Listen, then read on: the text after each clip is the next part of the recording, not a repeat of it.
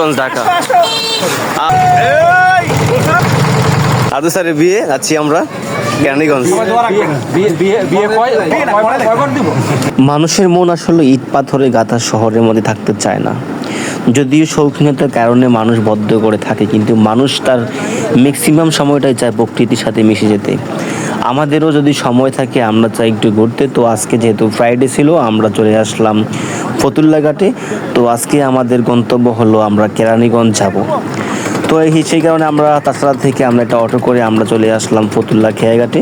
ফতুল্লা খেয়াঘাট থেকে আমরা একটা ট্রলার নিলাম এবং সেই ট্রলার করে আমরা যাচ্ছি দক্ষিণ কেরানীগঞ্জ ঘাটে। যেতে বেশি সময় লাগে না, সর্বোচ্চ 2 থেকে 3 মিনিট। আপনারা দেখতেই পাচ্ছেন যে নদীর পাশে যে সুন্দর মনোরম পরিবেশ, চারদিকে নৌকা ভিড়ানো এবং মানুষ যাতায়াত, একটি অন্যরকম পরিবেশের মধ্য দিয়ে আমরা যাচ্ছি। তো আমরা চলে আসলাম কেরানীগঞ্জ ঘাটে। আমরা চলে আসলাম দক্ষিণ কেরানীগঞ্জ নারায়ণগঞ্জ থেকে ঘোরার জন্য। এখন আমরা অটো নিব। এটা হইলো আপনার আগের দিনের যে ইয়া হয় না, কি বলেন তো, বড় দিতে না কিসে টুপুর গাড়িতে। তো আদু স্যারের বিয়ে যাচ্ছি আমরা কেরানীগঞ্জ।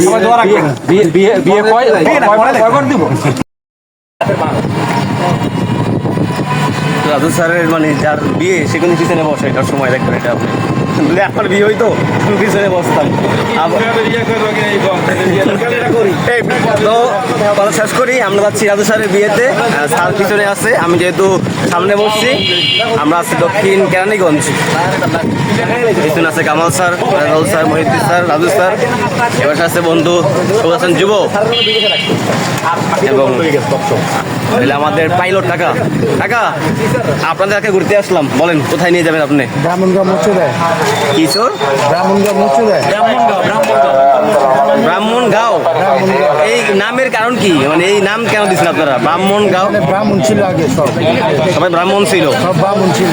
তারপর ব্রাহ্মণগাঁও দেওয়া হয়েছে। আচ্ছা, ব্রাহ্মণগাঁও। গাঁও মানে তো গ্রাম বুঝি আমরা।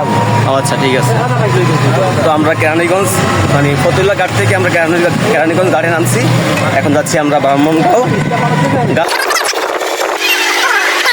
এই যে Brahmangaon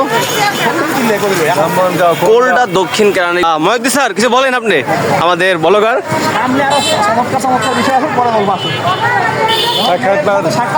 hello Kamal sir, Kamal sir বাদ মে নেউঙ্গা।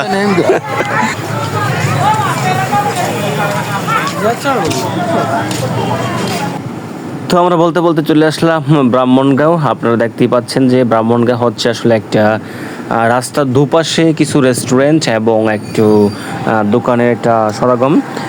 এখানে 2-1টা রেস্টুরেন্ট আছে, খুব ভালো ভালো খাবার সার্ভ করে। এবং আমরা দেখলাম যে এদের যে একটা ভিউ যে ক্রিয়েট করছে, খুব সুন্দর একটা ন্যাচারাল একটা ভিউ।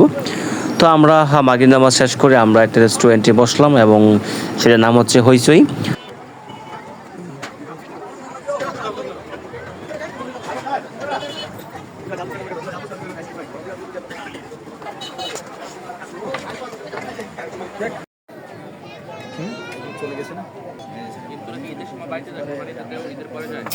খাই নাই, তবে খাওয়ার পরে মজাই লাগবে।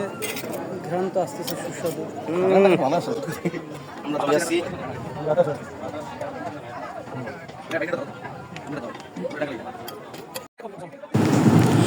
তো অনেক ঘোরাঘুরি হলো, অনেক আড্ডা হলো, আমরা অনেক সময় এখানে স্পেন্ড করলাম। এখন আমাদের যাওয়ার পালা। তো বুড়িগঙ্গা নদী পার হওয়ার জন্য রাতের যে একটা দৃশ্য, এখানে খুবই একটা চমৎকার দৃশ্য ফুটে ওঠে। বিশেষ করে যখন বড় বড় লঞ্চগুলো, চাঁদপুর অর্থাৎ বরিশালের লঞ্চগুলো যাওয়ার সময় যে বুড়িগঙ্গা নদীতে যে দৃশ্য ফুটে ওঠে, সেটা একটা অন্যরকম ফিল হয়।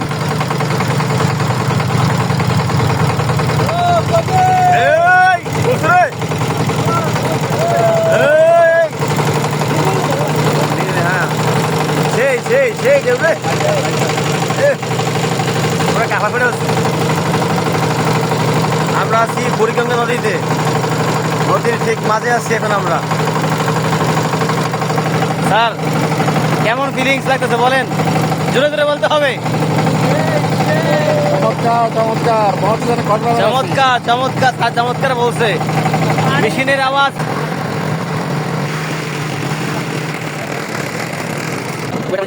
তো আল্লাহ হাফেজ, আবার দেখা হবে কোনো একদিন। সবাই সুস্থ থাকুন, ভালো থাকুন।